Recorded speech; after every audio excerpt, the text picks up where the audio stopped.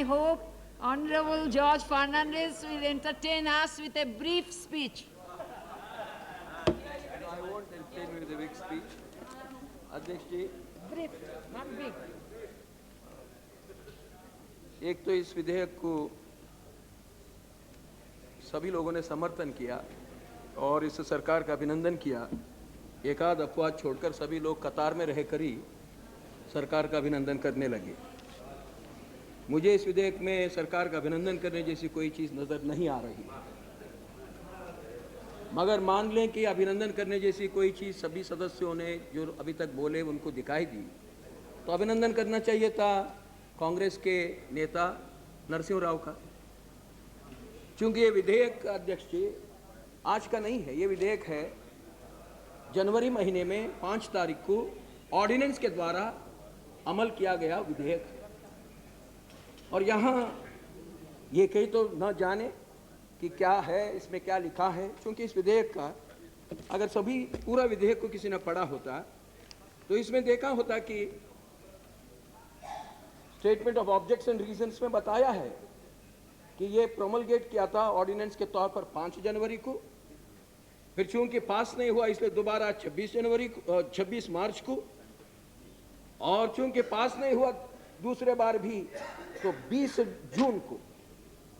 तो इसलिए अध्यक्ष जी, ये विधेयक कांग्रेस सरकार का विधेयक है और संयुक्त मोर्चा की सरकार अपना वचन का पूर्ति कर रही है। जहां नरसिंह राव ने उनको कहा था कि हमने जो भी शुरू किया है वो पूरा आप लोगों को आगे बढ़ाना होगा, तो उसमें आर्थिक नीति भी आगे बढ़ रही है, बजट भी उसी का द्योतक है और ये विधेयक भी उसी से आया हुआ विधेयक है। इसलिए अभिनंदन अगर करना ही है तो कांग्रेस पार्टी और उनके नेता का करना चाहिए। मैंने कहा कि मुझे इसमें समर्थन करने योग्य, इस माने में तारीफ करने योग्य, समर्थन की बात मैं नहीं कह रहा हूं, प्रशंसा या तारीफ करने योग्य इसमें मुझे कुछ नहीं नजर आ रहा है। क्या हो रहा है इसमें, इस विधेयक में? तो कहा जा रहा है कि कहीं नए पेंशन लाए जा रहे हैं। इसका सेक्शन 5 3E, ये जो नया एक पहले वाला 3E हटाकर जो नया जोड़ा है उसमें ये कहा है superannuation pension, retiring pension, permanent total disablement pension और आगे जाकर विडो और widower pension, children pension, orphan pension and life assurance benefits. तो शायद अनेक लोगों को ऐसा लगा कि जहां पहले एक पेंशन मिलता था, अभी कई किस्म के पेंशन बच्चों को भी मिलेगा, मरे हुए लोगों को भी मिलेगा, अनाथ को भी मिलेगा, उनके पत्नी को भी मिलेगा। पता नहीं ये सब चीज कहां लोगों को गुमराह करने में ये विधेयक को जिन्होंने बनाया था यानी कांग्रेस सरकार ने, वो कामयाब हो गई है। बाकी इसमें कुछ नहीं है। क्योंकि अगर पेंशन देना है तो पेंशन के लिए पैसा चाहिए। अब क्या दे रहे हो करके कहना ठीक है, लेकिन कहां से ला रहे हो ये पहले बताना चाहिए। और इसमें कहां से पैसे लाए आपने? नए कौन नए पैसे आपने लाए कि इतने सारे पेंशन अभी आप देने जा रहे हो अगले महीने से या 5 जनवरी से देना शुरू किया आपने? क्योंकि अगर इसका जो ऑर्डिनेंस के मुताबिक और इतना आवश्यकता, इतनी जरूरी महसूस करके कांग्रेस सरकार ने जब यह ऑर्डिनेंस लाया था, तो मैं ये मानकर चल रहा हूं कि इसका अमल भी शुरू हुआ है। और अगर इसका अमल शुरू हुआ है तो यह स्कीम सदन के सामने आनी चाहिए थी, लेकिन ट्रांसपेरेंसी नाम की कोई चीज ही नहीं है। जिन्होंने बिल को तैयार किया था उनकी तो नहीं रही, लेकिन जिस संयुक्त मोर्चा के सरकार ने इसको सामने रखा तो कम से कम उसने तो वो स्कीम क्या है वो स्कीम यहां पर बताना चाहिए था। पहले कितना पैसा जाता, अब कितना पैसा जा रहा है। 1 या 2 पेंशन स्कीम रहते हुए कितना करोड़ों या अरबों रुपया जाने वाला था कर्मचारियों के घर में, और अब जब 1 दर्जन स्कीम आपने बनाए हैं तो कितना खरबों रुपया जाने वाला है। तो ये तो आपने बताना चाहिए था। वो पैसे कहां से आप ला रहे हैं, किस किस खाते से वो पैसा आपके पास आ रहा है, ये इसमें आना चाहिए था। अध्यक्ष जी, आप देखिए पैसे को लाने का जो उनका अपना ये जो एनेक्स्चर है वही 3E का सब para 2 notwithstanding anything contained in section 3, there shall be established as soon as may be after framing the pension scheme a pension fund into which there shall be paid from time to time in respect of every employee who is a member of the pension scheme A, such sums not exceeding 1/4 of the amount payable to the fund under subsection 1 of section 10D of the employer's contribution as well as the employee's contribution as may be specified in the pension scheme. अब आप पुराना देख लीजिए. Such portion not exceeding 1/4 of the amount payable under subsection 1 of section 10D of the employer's contribution as well as the employee's contribution as may be specified in the said scheme. पैसे तो वही हैं. इसके आगे जाकर और दो खाते हैं. Such sums as the central government may, after due appropriation made by Parliament by law in this behalf specify. तो पुराना भी देख लीजिए. Such sums being not less than the aggregate of the amount payable in pursuance of clause A out of the employer's contribution under subsection 1 of section 10D and an amount equivalent to 1/16 of the employer's contribution. और यहां आगे फिर the net assets of the family pension fund as existed immediately before the establishment of the pension fund. इसमें तो कोई नई चीज नहीं है, उनका पैसा है.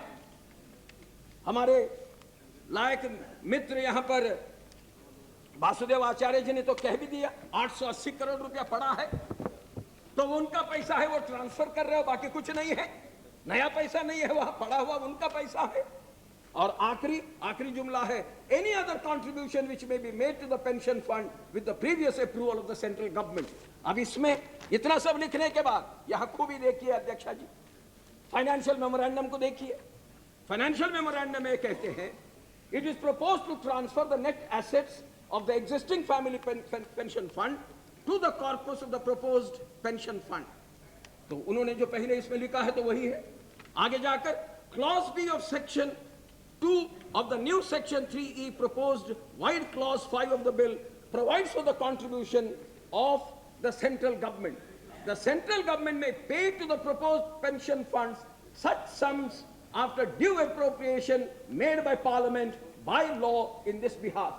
यानी जहां 1/16 of the employer's contribution था उसी को आपने यहां पर बिना आंकड़ा देते हुए लिख दिया, मगर उसका अगले वाक्य में आपने ये लिखा however it is proposed that this amount would be at the existing level of contribution to the family pension fund. यानी वही 1/16. तारीफ हो रही है कांग्रेस सरकार की, जो नहीं है सरकार लेकिन इनका समर्थन में यहां पर ठेको देकर खड़ी है. इनकी तारीफ एक के बाद एक तारीफ ही कर रहे हैं लोग कतार से. क्या मिला, किसको क्या मिला? तो इसलिए अध्यक्षा जी नहीं, हम तो नहीं सारे, मुझे परेशानी यह है कि सारे देश को आप लोग मूर्ख बना रहे हो, बेवकूफ बना रहे हो, लोगों को ऐसा दिखाने का कोशिश कर रहे हो कि आपके लिए बहुत कुछ हो रहा है जब असल में कुछ नहीं हो रहा है. ये मेरी शिकायत है. और अध्यक्ष जी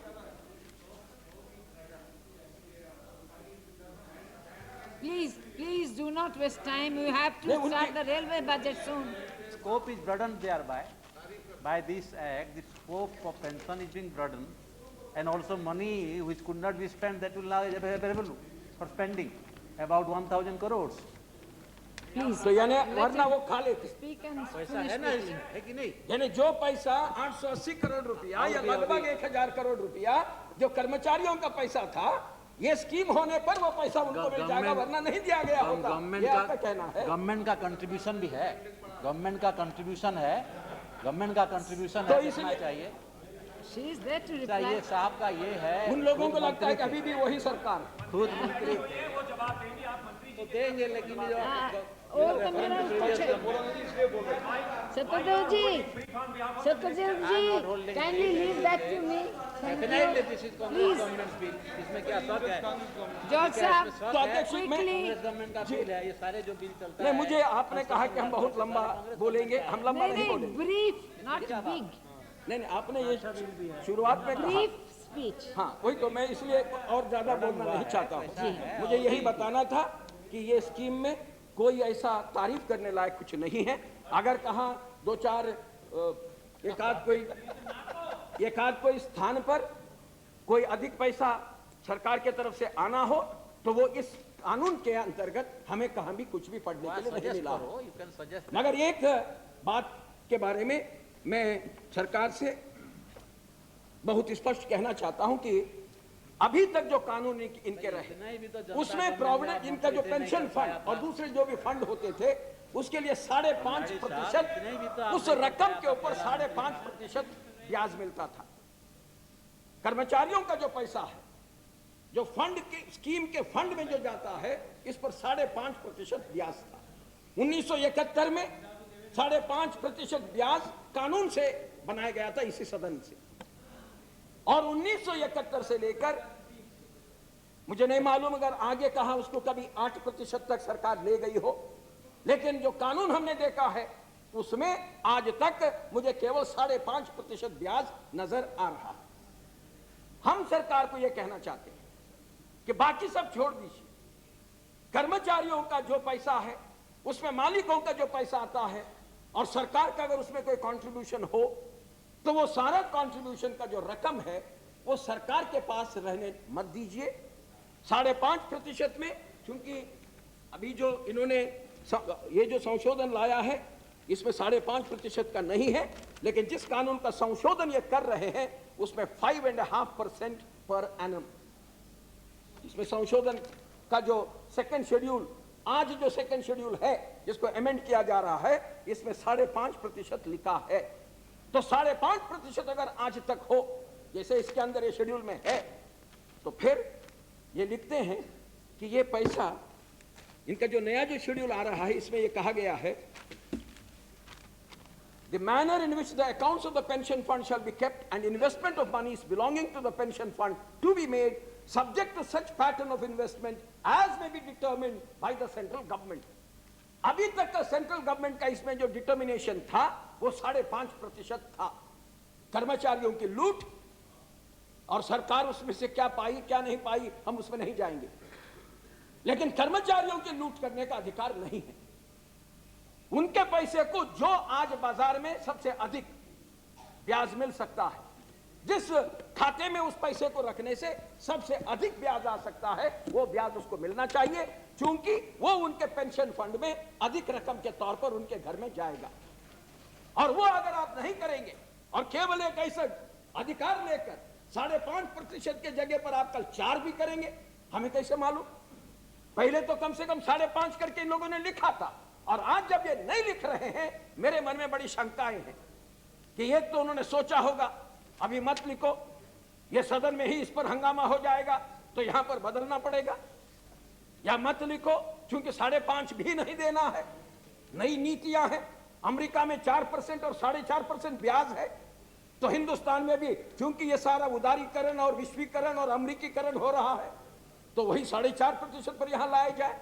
इसलिए इन लोगों का क्या इरादा था इस विधेयक को बनाते हुए मुझे नहीं मालूम, लेकिन हम आज ये बात को अध्यक्ष जी फिर एक बार कहना चाहते हैं कि रकम 5.5 ना हो, 8 ना हो, अधिक से अधिक रकम आज सुरक्षा के साथ जिस भी खाते में जहां सरकार की गारंटी होती है, बैंक हो या और कोई सरकारी बॉन्ड्स हो, इन चीजों में यह पैसा जाए और कर्मचारियों को और किसी भी रूप से अगर आप कोई मदद आज करने की स्थिति में ना हो, लेकिन उन्हीं का पैसे का ब्याज से उनका जेब में 4 पैसे ज्यादा जाए इसका इंतजामी हो। बस यह मैं अपनी बात को समाप्त करता हूं। Thank you very much.